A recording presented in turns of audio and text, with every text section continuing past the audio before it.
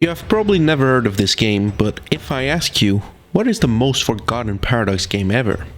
You will probably give me sensible answer like Sengoku, an early prototype of Crusader Kings 2 set in feudal Japan. It had a short life on the shelves, being relegated to the unsupported Paradox purgatory almost immediately after release. It never truly had its full potential realized, making it a fair contendant to the forgotten Paradox game title.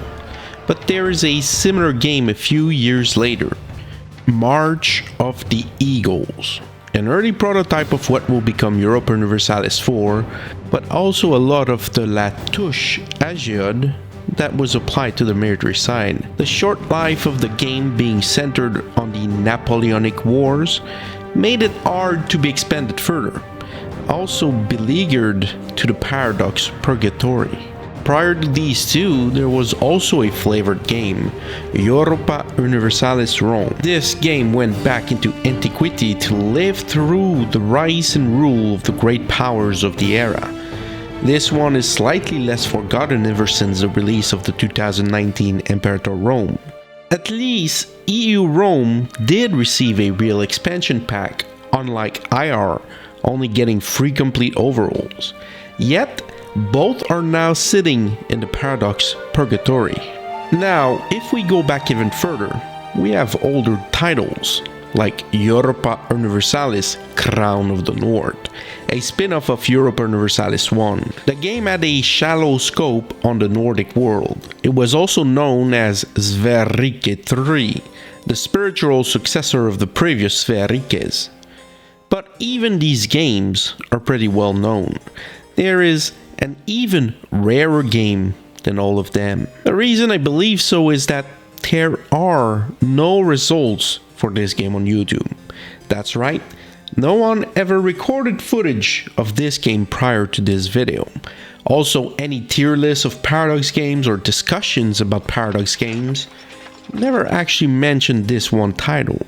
There are some traces left around, mostly on MoTE games, that refer to this title, and a good amount of reviews dating from its release. That's pretty much where it ends with the one-liner wiki page. It seems like that no one has played this game since its release in 2004.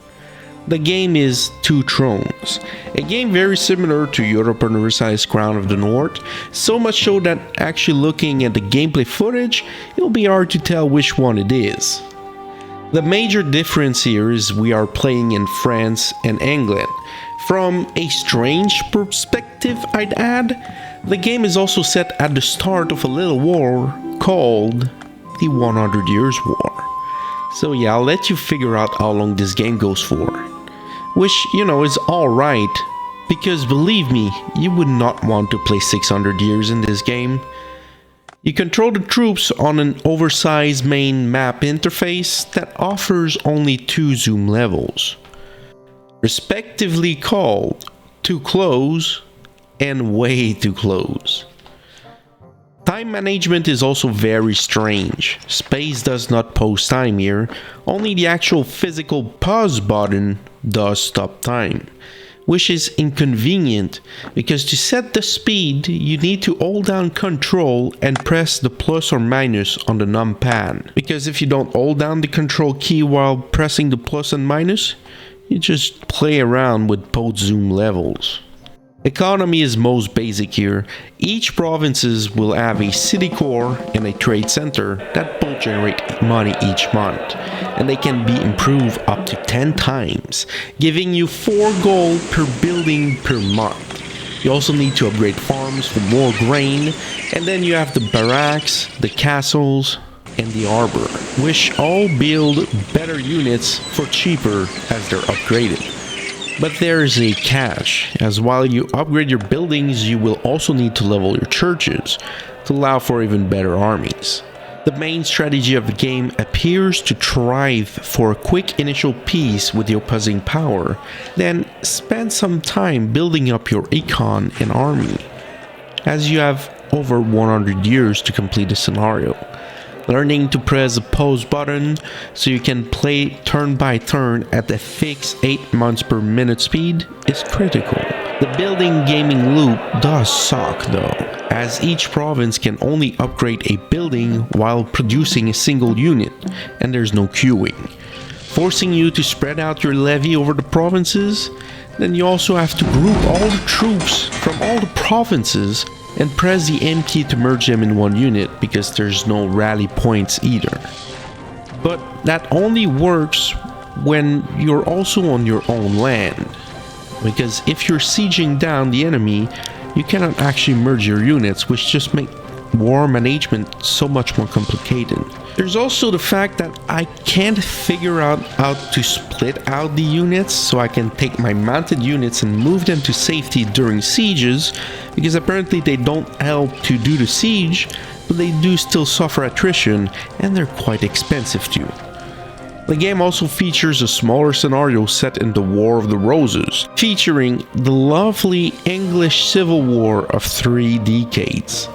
But frankly, even playing 30 years seems to be a stretch. During peacetime, 2 Thrones is excruciatingly uninteresting. You only semi-AFK build up every province and train troops. It just resembles an early Java phone strategy game. If you could pay real fiat ducats to accelerate the city construction, it would just make sense.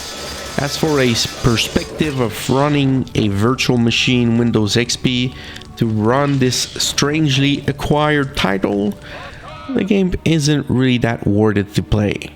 Strategy is basic, you build up the armies and you defeat the enemy and you siege down everything, but the mechanics to do it are simply not fun. Having to repetitively do the same task over and over is very appetizing. On top of all downsides, a mere year later, there was the release of another game. Prince of Persia: 2 Thrones, destroying all and any hopes of having a game titled simply 2 Thrones to be successful. That, and also the fact that the game is just mediocre on its own, all warrants to the fact that it seems like nobody has played this game since 2004.